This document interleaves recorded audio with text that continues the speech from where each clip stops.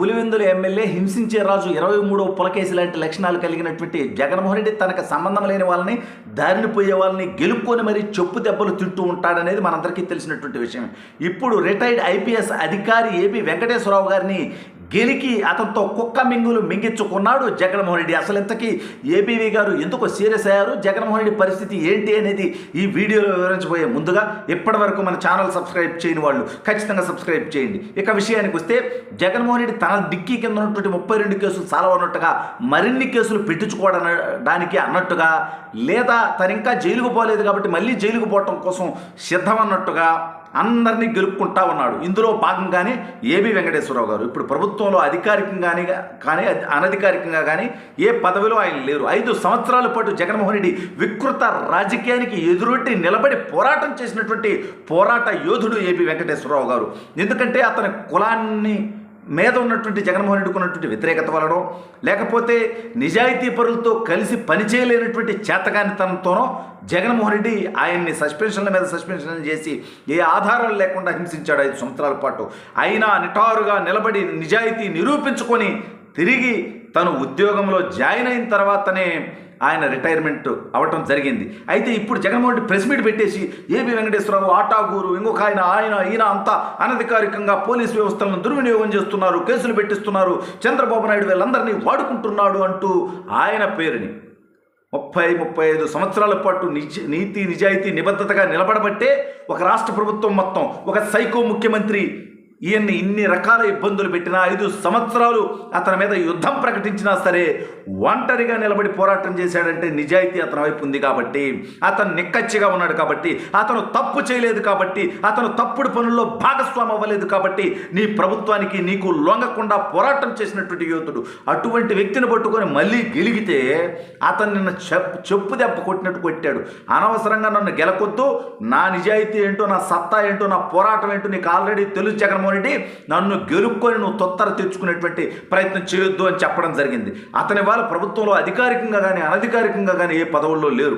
అటువంటి వ్యక్తి పేరు తీసుకొచ్చి అతని పరువుకు భంగం కలిగించే విధంగా, అదేవిధంగా కొంతమంది వైసీపీ కార్యకర్తల్ని ఆయన మీదకి ఉసిగొలిపి ఆయనకి రిస్క్ వచ్చే విధంగా, విద్వేషాలు రెచ్చగొట్టే విధంగా జగన్మోహన్ రెడ్డి మాట్లాడినందుకు ఇప్పుడు ఏబీవీ గారు కనుక కేసు పెడితే, మిగిలిన ఈ సిబిఐ కేసులు, ఈడీ కేసులు, ఇతను చేసినటువంటి 420 కేసుల సంగతి తర్వాత, ముందు ఈ రకంగా తప్పుడు కూతలు కూసి విద్వేషాలు రగిల్చినందుకు జగన్మోహన్ రెడ్డి అరెస్ట్ అవ్వాల్సినటువంటి పరిస్థితి ఉంటుంది.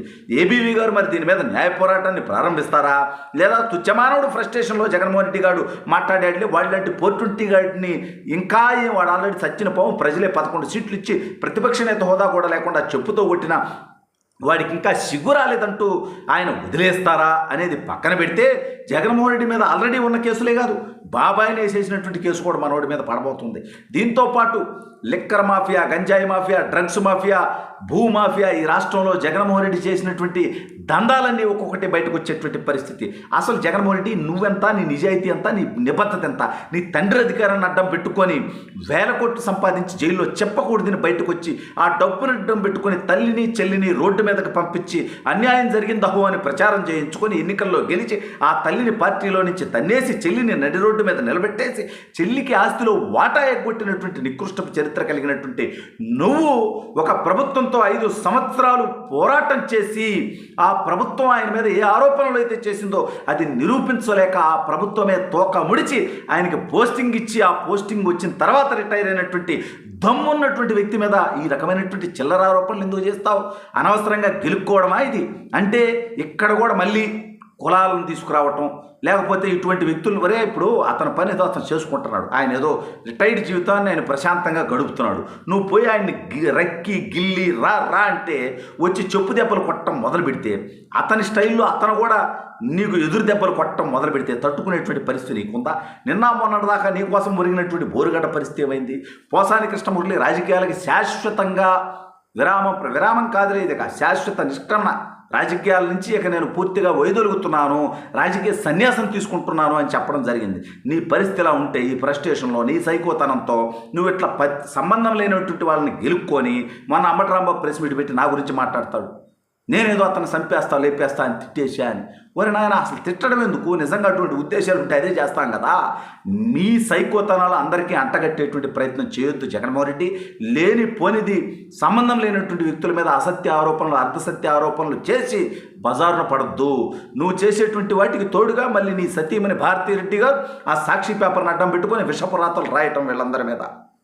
అంటే నీ తప్పుడు పనులకు సహకరించకపోవటమే వీళ్ళందరూ చేస్తున్నటువంటి తప్ప. ప్రజలు 11 సీట్లతో చెప్పుతో కొట్టినా ఇంకా నీలో ఏమాత్రం మార్పు రాలా. నీ సైకోయిజం అలాగే కొనసాగుతూ ఉంది. ఇలాగే ఉంటే వచ్చే ఎన్నికల్లో ప్రజలు నీకు నీ సొంత సీటు పులివెందుల్లో కూడా నిన్ను గెలిపించేటువంటి పరిస్థితి ఉండదు. నువ్వు ఇలాగే ఎక్కువ గోకావంటే ఏబీవీ గారిని వెంటబడితే తట్టుకునేటువంటి పరిస్థితి నీకు లేదు.